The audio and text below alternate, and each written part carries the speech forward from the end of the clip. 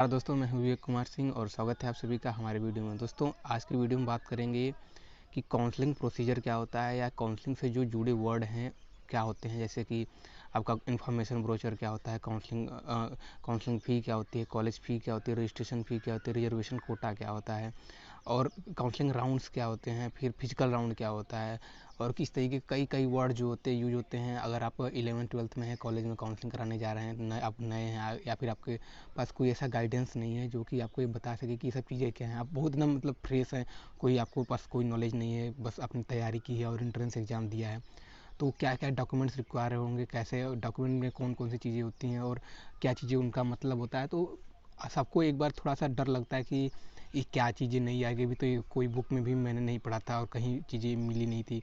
तो ये जो टर्म्स हैं ये आपको जब आप एक बार कॉलेज काउंसलिंग करा लेंगे तो आपको पूरी चीज़ें पता चल जाएंगी।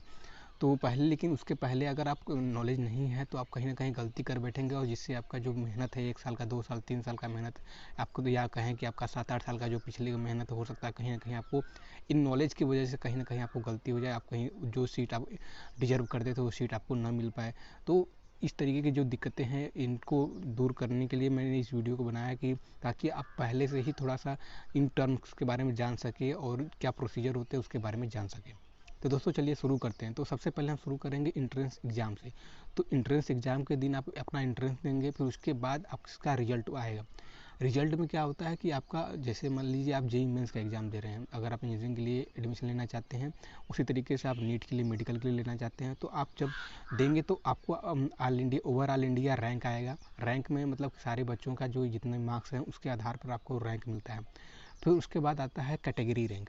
कैटेगरी रैंक में जैसे मान लीजिए आप जनरल रैंक के हैं, ओबीसी रैंक है, ओबीसी हैं, एससी एसटी हैं, तो आप अपने कैटेगरी में किस रैंक पर हैं उसको आपको बोलते हैं कैटेगरी रैंक।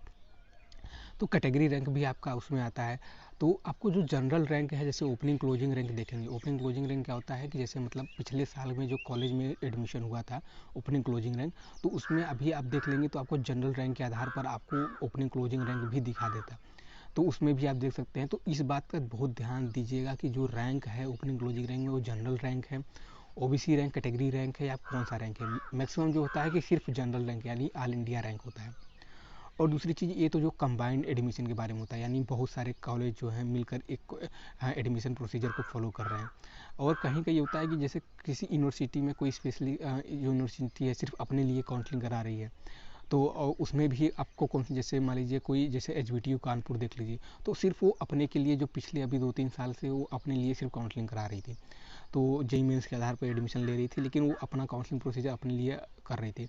और यूपीएसडब्ल्यू जो काउंसलिंग होती है इंजीनियरिंग के लिए, वो पूरे उत्तर प्रदेश जितना एकेटीयू से रिलेटेड अपडेटेड जितने भी कॉलेज थे उनमें कंबाइंड जो होते हैं कि यूपीएससी के थ्रू होता है।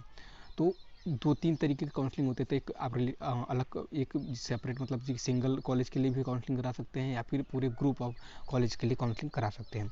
जैसे जेईई मेंस और जेईई एडवांस में क्या होता है कि जेईई आपको पूरी आईआईटी, जितनी भी इंडिया में आईआईटीज़ हैं उनके लिए एक ही पोर्टल पे आपको काउंसलिंग करानी पड़ती है। जेईई मेंस में भी आपको ऐसे ही करानी पड़ती है। तो ये हो गया काउंसलिंग की बात। अब काउंसलिंग में की जो इन्फॉर्मेशन होती है कि इसमें कितने राउंड होने वाले हैं, कितने राउंड होते हैं और कौन कौन से, सीट रिजर्वेशन कितनी है, सीट मैट्रिक्स कौन कौन से, ब्रांच कौन कौन से हैं, रिजर्वेशन कैसे हैं।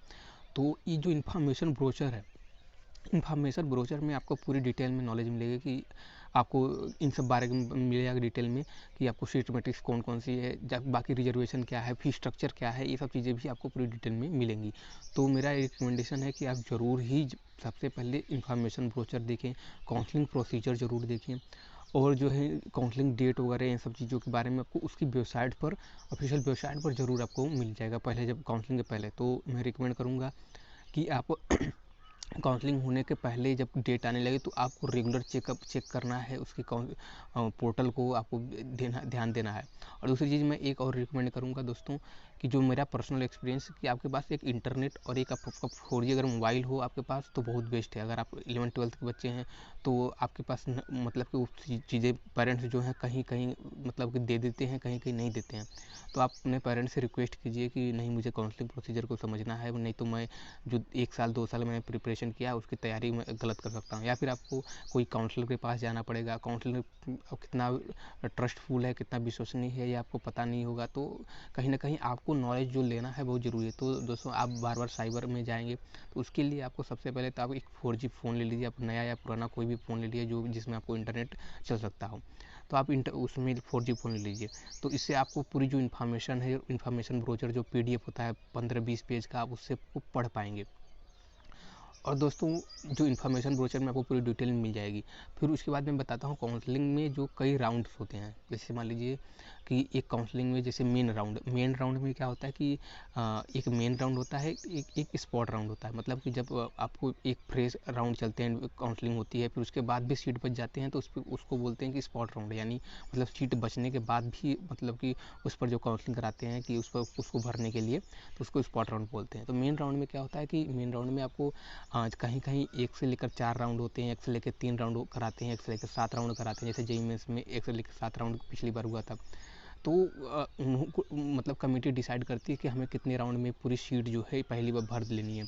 तो आप रजिस्ट्रेशन कराते हैं शुरू पहले राउंड के लिए। तो पहले राउंड रजिस्ट्रेशन के लिए आपको कहीं कहीं जैसे जेईई मेंस में आपको 100 रुपये रजिस्ट्रेशन फ़ी देने पड़ते हैं। यूपीएसडब्ल्यू में जाएंगे तो आपको पहले जब हमारे समय 2017 में 20,000 रजिस्ट्रेशन फ़ी था। कहीं एचबीटीयू में उस समय 23,000 रजिस्ट्रेशन फ़ी था। उसके बाद फिर चेंज हो गया, फिर उसमें मतलब शुरुआत में 1,000 रजिस्ट्रेशन फ़ी, उसके बाद आपको सीट कन्फर्मेशन फ़ीस देना पड़ता है। सीट कन्फर्मेशन फ़ीस क्या होता है, जैसे मान लीजिए आपने पहले राउंड में काउंसलिंग कराया, फिर आपको आपने चॉइस भरा, आपने सब कॉलेजों की लिस्ट भरी कि मुझे ये लिस्ट मुझे इस प्रायोरिटी के आधार पर मुझे चाहिए। तो उसमें आपको एक कॉलेज आपको अलॉट हो गया। फिर अलॉट होने के बाद तो फिर आपको क्या होता है, सीट कन्फर्मेशन फ़ीस जमा करना होता है कि मैं ये सीट नहीं छोड़ूंगा, अब मुझे सीट ये लेनी है।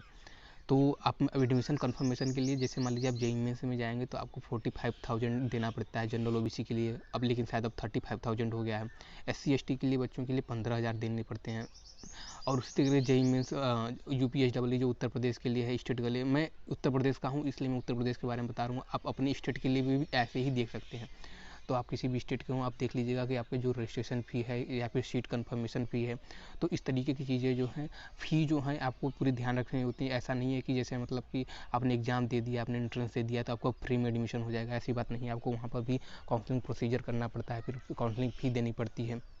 कहीं ना कहीं यहाँ पर भी कई फैमिलीज़ को दिक्कत होती है, अरे यार ये तो एडमिशन के समय एंट्रेंस एग्ज़ाम देने के समय तो कोई दिक्कत नहीं था, अब यहाँ पर भी फीस लग रहा है, अभी कोचिंग कराने के लिए भी फीस लगा था, अभी मतलब हर जगह फीस ही फीस लग रहा है, काउंसलिंग कराने के लिए कौन सी फीस लेते हैं, लेकिन यहाँ पर फीस लगती है। तो दोस्तों इस बात को ध्यान रखिएगा। जैसे जेईई मेंस में क्या होता है कि रजिस्ट्रेशन फ़ी तो आपको बहुत कम होता है, जैसे 100 रुपये होता है, लेकिन आपका जब सीट कन्फर्मेशन, जैसे आपको सीट मिल गया तो आप एडमिशन कन्फर्म करेंगे कि नहीं मुझे सीट मतलब मैं एडमिशन NIT में लूँगा, तो आपको वहाँ पे आपको सीट कन्फर्मेशन फ़ीस देनी पड़ती है।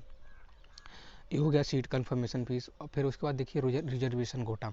तो रिजर्वेशन कोटा में क्या होता है, कई तरीके के रिजर्वेशन होता है। एक तो मान लीजिए कैटेगरी के हिसाब से होता है, जैसे SC ST हो गया, जनरल हो गया, OBC कैटेगरी हो गया, उनके लिए अलग अलग सीट रिजर्व होते हैं। जैसे 27% OBC के लिए है, 22% SC ST, ऐसे 7% फिर है। फिर उसके बाद EWS के लिए 10% कोटा है, तो ये आपको पता होगा।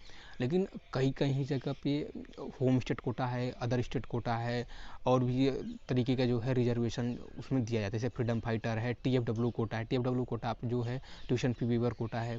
तो स्कॉलरशिप के लिए भी अलग अलग फाइनेंशियल बैकग्राउंड के हिसाब से रिजर्वेशन कोटा है। तो जो ये कोटा है इसके बारे में आप पूरी डिटेल में इंफॉर्मेशन ब्रोचर में देखेंगे, वहाँ पे पढ़ सकते हैं। और भी कई सारी चीज़ें यहाँ पे है। और दूसरी चीज़ जो मैं बताना चाहूँगा कि आप जैसे रैंकिंग वगैरह देखना चाहते हैं तो आप NIRF रैंकिंग में देख सकते हैं। कई जगह की जो मतलब कि आपको पूरी इंटरनेट पर आपको इन्फॉर्मेशन जो है कलेक्ट करनी है, तो ये सब चीज़ें होती हैं।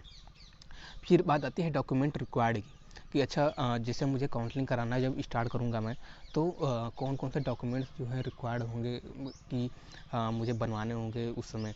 तो दोस्तों देखिए, आपको जो डॉक्यूमेंट रिक्वायर होते हैं कई कई जगह पे अलग अलग होते हैं। जैसे मान लीजिए अगर आप अपने होम स्टेट कोटा में होम स्टेट में ले रहे हैं तो आपको कई दूसरे डॉक्यूमेंट्स कुछ ज़्यादा डॉक्यूमेंट्स चाहिए, कई अदर स्टेट में ले रहे हैं तो कुछ अदर डॉक्यूमेंट्स चाहिए। लेकिन जो है कुछ स्पेसिफिक डॉक्यूमेंट्स, जैसे आपके हाई स्कूल के मार्कशीट होते हैं, इंटर के मार्कशीट होते हैं, और चीज़ें होती हैं। जैसे आपका फिजिकल सर्टिफिकेट भी होता है, उसमें आपको ज़रूर हर जगह लगेगा काउंसलिंग में। फिर उसका बाद आता है जैसे इनकम सर्टिफिकेट होता है, कास्ट सर्टिफिकेट होता है, और रेजिडेंशियल सर्टिफिकेट होता है जो आप तहसील से अपने बनवा सकते हैं। इन सब चीज़ों को आपको पूरी और आपको एक बोनाफाइड बनाना पड़ता है, जैसे एक एफिडेविट भी बनवाना पड़ता है। जैसे मतलब कि आपने अगर मान लीजिए 12th के बाद आपने ड्रॉप किया हुआ है तो आपको एफिडेविट बनवाना पड़ेगा कि मैंने कोचिंग करने के लिए ऐसे मैंने ड्रॉप किया है, तो आपको पूरा रीज़न बताना पड़ेगा। तो एफिडेविट क्या होता है, हलफनामा होता है जो मतलब स्टैम्प पेपर पर बनता है, उस पर आप बनवा सकते हैं। फिर आप इनकम सर्टिफिकेट तो जानते ही होंगे कि इनकम सर्टिफिकेट मतलब कि आपकी जो फैमिली पर ईयर जो कि जितना एनुअल इनकम कमा रही है, तो आपको वहाँ पे प्रूव करना होता है। तो आप तहसील से वहाँ पे 100 रुपये में आपको देकर शायद बनवा सकते हैं हर जगह। तो यूपी में हमारे यहाँ 100 रुपये लगता है। ऐसे रेजिडेंस सर्टिफिकेट है, फिर कास्ट सर्टिफिकेट। तो आप किसी भी साइबर कैफ़े में जाइएगा तो वहाँ पर बोलिएगा कि इन डॉक्यूमेंट्स को मुझे बनवाना है, तो आप वहाँ पर दे देंगे। तो और दूसरी चीज़ ये मैं बता दूँगा, आपको वार्न कर दूँ कि जो ये सब डॉक्यूमेंट्स हैं आपको काउंसलिंग से 1 महीना पहले तक बनवा लेनी चाहिए, क्योंकि जब काउंसलिंग स्टार्ट हो जाएगी, आपका जब डॉक्यूमेंट्स वेरिफिकेशन के लिए सब बुलाने लगेंगे, तो उस समय क्या होगा कि आप बोलने सोचेंगे कि यार इनकम सर्टिफिकेट नहीं है मेरे पास, कास्ट सर्टिफिकेट नहीं है मेरे पास, रेजिडेंस सर्टिफिकेट नहीं है। और उस समय एडमिशन के समय इस समय इतनी भीड़ होती है ना काउंसलिंग में और तहसील पर या फिर सिस्टम में इतनी ज़्यादा भीड़ होती है, क्योंकि सभी बच्चे करने होते हैं। उस समय आपको जो 1 वीक लगना चाहिए बनवाने में, वो 1 महीना लग जाता है। और कई बच्चों का मैंने देखा है कि सिर्फ एक सर्टिफिकेट की वजह से, कि आपके पास रेजिडेंसी सर्टिफिकेट नहीं है, आपके पास इनकम सर्टिफिकेट नहीं है, उसके लिए समझिए उनका एडमिशन नहीं हो पाता है। बच्चे घबरा जाते हैं कि यार मेरा इतने तैयारी किए थे और ये सब चीज़ें नहीं हो पाई।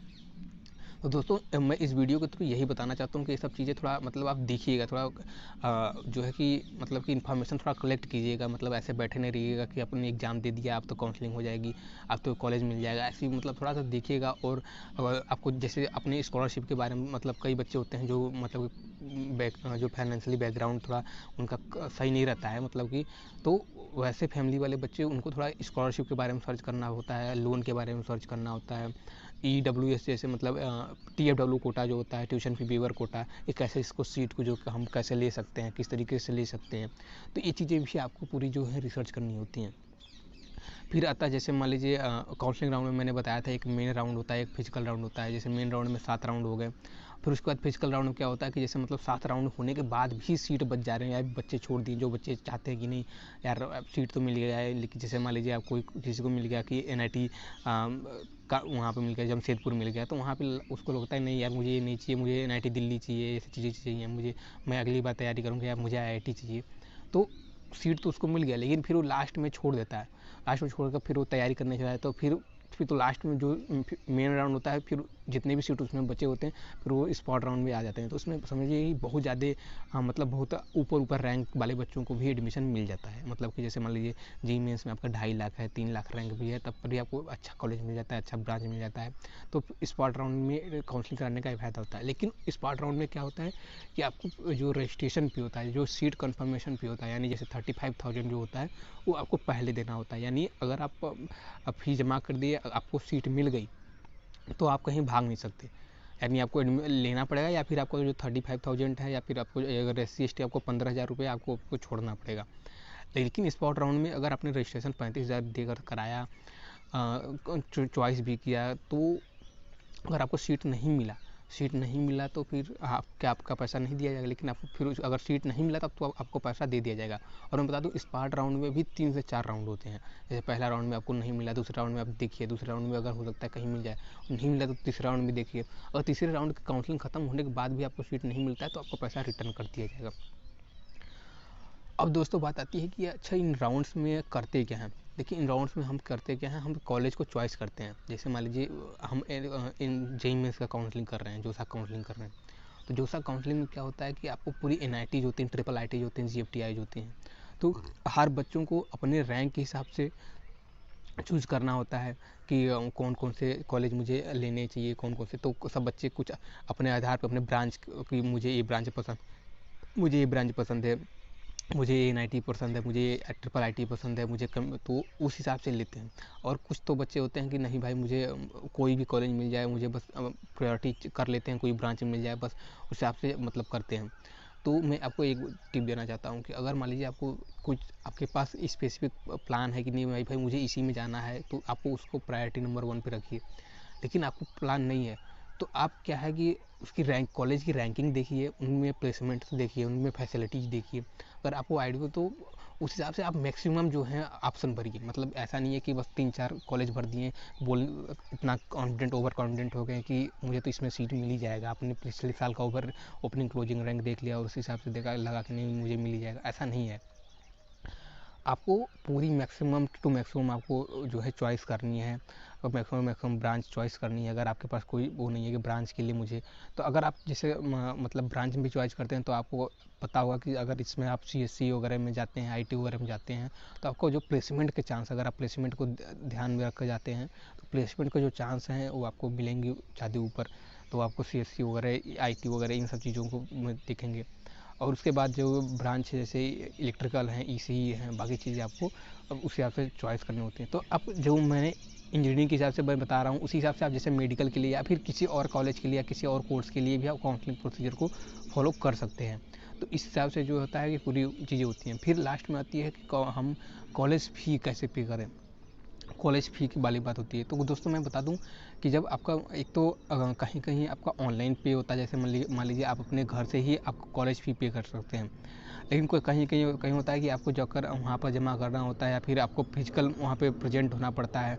तो कुछ इस तरीके से होते हैं। तो आपको ये मान लीजिए कि आपको एक मतलब कि ATM कार्ड जो है कि अपने पेरेंट्स के लिए या फिर अपना भी अकाउंट आप खुलवा सकते हैं, उसमें भी डालकर आपको एक ATM कार्ड रखना होता है कि आपको मतलब कि कहीं दिक्कत ना हो आपको कैश लेने में, या कहीं या फिर आपके पास UPI हो जिससे कि आप ट्रांजेक्शन कर पाएँ, या फिर नेट बैंकिंग हो आपके पास ट्रांजेक्शन कर पाएँ। तो इन चीज़ों का भी ध्यान रखें कि आपको किस तरीके से वो फ़ी जो है पेमेंट करनी है। फिर बाकी जो रिसिप्ट वगैरह हैं इन चीज़ों को आपको बहुत ध्यान से रखने होते हैं, हर चीज़ें होती हैं। और एक और भी बात होती है कि कॉलेज में जब मैं एडमिशन ले लीजिए एक बार, तो क्या मेरे सारे डॉक्यूमेंट्स वहाँ पे जमा हो जाते हैं? नहीं, देखिए वहाँ पे आपके सारे डॉक्यूमेंट्स जमा नहीं होते हैं। वहाँ पे आपके जो ओरिजिनल डॉक्यूमेंट्स होते हैं उनकी जो टू कॉपी होती है। जैसे मान लीजिए आपका जो 10th का सर्टिफिकेट है, 12th का सर्टिफिकेट है और इनकम सर्टिफिकेट, कास्ट सर्टिफिकेट, जितने भी सर्टिफिकेट्स हैं आपके सबका 2 कॉपी सॉरी वहाँ पे जमा होता है। और लेकिन उनका जो वेरिफिकेशन होता है कहीं कहीं ऑनलाइन वेरिफिकेशन होता है, कहीं ऑफलाइन वेरिफिकेशन होता है। तो आपको वेरिफिकेशन के लिए वहाँ पे जो सेंटर बनाए रखे हैं कि आपको जैसे मान लीजिए IIT मतलब NIT इलाहाबाद में जिसे मान लीजिए बना रखा है, फिर IIT BHU बना रखा है। तो कहीं जगह, हर जगह अलग अलग जगह पे सेंटर बना रखे हैं कि भाई ये आप अपना डॉक्यूमेंट वेरिफिकेशन कराइए। तो आपको वहाँ पर अपना फोटो को 2 कॉपी जो है ले जाना पड़ता है और साथ में आपका ओरिजिनल भी डॉक्यूमेंट्स ले जाना पड़ता है। तो वहाँ पर आप देखेंगे तो आपको वेरिफिकेशन करेंगे, फिर वेरीफाई करने के बाद वो 2 कॉपी वाला लेंगे, आपको जो ओरिजिनल डॉक्यूमेंट्स हैं आपको दे देंगे। आपका कोई भी ओरिजिनल डॉक्यूमेंट्स हो वो वहाँ पर जमा नहीं कराएंगे। इससे क्या हुआ कि आप कहीं अगर दूसरी जगह एडमिशन लेना चाहते हैं, कहीं दूसरी जगह या जाना चाहते हैं या किसी नौकरी में जाना चाहते हैं, तो इसमें आपको कोई दिक्कत नहीं होगा। आप कभी भी छोड़ सकते हैं, कभी भी कोई कुछ भी कर सकते हैं और कहीं भी कर सकते हैं। तो आप क्योंकि आपके पास ओरिजिनल डॉक्यूमेंट्स आपके पास ही रहेगा हमेशा, बस आपका वेरिफिकेशन जो है 2 कॉपी से आपका करा दिया जाएगा, बस यही चीज़ें होती हैं। यदि काउंसलिंग फ़ी के कॉलेज फ़ी में देखिए आपको ध्यान देना होता है। जैसे मतलब कि अगर कुछ बच्चे होते हैं जो TFW कोटा से आते हैं, यानी ट्यूशन फ़ी वेवर कोटा से, इसके बारे में मैंने वीडियो बनाया है। ये बहुत इंपॉर्टेंट है क्योंकि हर ब्रांच में जो 5% सीट होता है जो TFW के लिए रिजर्व होता है। TFW होता है मतलब जो भी बच्चे किसी भी कैटेगरी के, चाहे जनरल हो, BC हो, SC ST हो, वो किसी भी कैटेगरी के हों, आपको जो है कि ट्यूशन फ़ी भी आपको नहीं लगेगा। आपका मतलब शुरुआत से ही नहीं लगेगा, मतलब आपको पूरे कोर्स के दौरान आपका ट्यूशन फ़ी नहीं लगेगा। तो अगर आप इस सीट में लेते हैं एडमिशन, तो इस तरीके से आपको, तो वहाँ पे जो बच्चे इस सीट से लेते हैं तो वहाँ पे कम फीस पे करना पड़ता है और जो बच्चे फ्रेश सीट लेते हैं वहाँ पे ज़्यादा फी पे करना पड़ता है। तो इस हिसाब से जो है कॉलेज फी आपका यहाँ पर एंड हो गया। तो दोस्तों वीडियो तो बहुत लंबा होता जा रहा है और कई सारे जो वर्ड्स हैं, कई सारे टर्म हैं, मतलब कि है बहुत ज़्यादा। अब मैं क्या इसमें बहुत ज़्यादा लंबा वीडियो हो जाएगा। तो दोस्तों आप कमेंट कीजिए कि मुझे प्रोसीजर नहीं समझ में आ रहा है, क्या ये दिक्कतें हो रही हैं, तो मैं आपको बताऊंगा, वहाँ पर समझाऊंगा कि अच्छा ये सब टर्म्स का ये मतलब है। बाकी मैं एक जो जनरल इन्फॉर्मेशन दे रहा हूँ कि आपको इन्फॉर्मेशन पूरा पढ़ना है। और जो एब्रीविएशन जो मतलब शॉर्ट फॉर्म है, और जो कैटेगरी हैं, जो रिजर्वेशंस हैं, जो सीट हैं, और जो आपको एक तो खुद से सर्च करनी है कि जो रैंकिंग है, और मुझे आपको खुद एक अपना चॉइस बनाना है कि मुझे क्या चाहिए होता है, किस तरीके से होता है। तो आप उस हिसाब से देखिएगा। बाकी अगर कोई गाइडेंस चाहिए तो यूट्यूब पर बहुत सारे वीडियोज़ पड़े हैं, आप मेरे वीडियोज़ को भी देख सकते हैं और कमेंट कर सकते हैं कि मुझे दिक्कत है, तो मैं आपको कमेंट करके बताऊँगा कि क्या दिक्कत है। तो दोस्तों यह था वीडियो। मैं आशा करता हूँ कि ये वीडियो आपको बहुत ही हेल्पफुल रहा होगा। और दोस्तों, जो भी बच्चे नए होंगे अभी, जो अभी कॉलेज काउंसलिंग करने आ रहे हैं और डर रहे हैं कि यार क्या होता है, बहुत बड़ा हुआ बना रखे हैं, तो उनको थोड़ा वीडियो शेयर कीजिए और बताइए कि यार यही सब चीज़ें हैं, थोड़ा वार्म अप कर लिया जाए इस वीडियो के थ्रू। जैसे वैक्सीन लगाने हैं कोविड-19 के, तो उस हिसाब से कि आप रेजिस्टेंस फाइल बना लीजिए कि अच्छा मुझे ये चीज़ प्रोसीजर करने होते हैं और थोड़ा प्रोसीजर इस तरीके से फॉलो करिएगा। बाकी आप बताइएगा यार भैया मुझे ये नहीं समझ में आ रहा, मुझे ये नहीं समझ में आ रहा है, कमेंट कीजिएगा, तो फिर मैं डिटेल में आपको बताऊंगा कि कहाँ पे आपको दिक्कत हो रहा है, कहाँ आपको क्या चीज़ें करनी है। बाकी एक बात और है कि आपको डॉक्यूमेंट्स जो हैं बहुत अच्छे से प्रिपेयर करने होते हैं, कहीं डॉक्यूमेंट्स में गड़बड़ी मत कीजिएगा। अपने फाइनेंस को जो है कि थोड़ा बना लीजिएगा कि किस तरीके से मुझे फ़ी पे करना, किस तरीके से करना है, तो इन सब चीज़ों को थोड़ा डिटेल में देख लीजिएगा। और बाकी चीज़ें तो जो जनरल हैं आपको धीरे धीरे वहाँ पर पता चलती जाएंगी, कैसे जैसे जो कॉलेज में जाएंगे वहाँ पे क्या क्या प्रोसीजर है वहाँ पर भी चलने जाएगा। तो और एक चीज़ मैं आपको बताऊँगा, घबराइएगा बिल्कुल नहीं, कोई दिक्कत नहीं होने वाला है, आप आराम से काउंसलिंग कराइएगा, कोई दिक्कत नहीं होने वाला है। तो दोस्तों चलिए इसी वीडियो के साथ, इसी वर्ड के साथ मैं अब इस वीडियो को ख़त्म करता हूँ, ताकि वीडियो बहुत लंबी हो गई है। तो मिलेंगे अगले वीडियो में, तब तक के लिए बहुत बहुत धन्यवाद।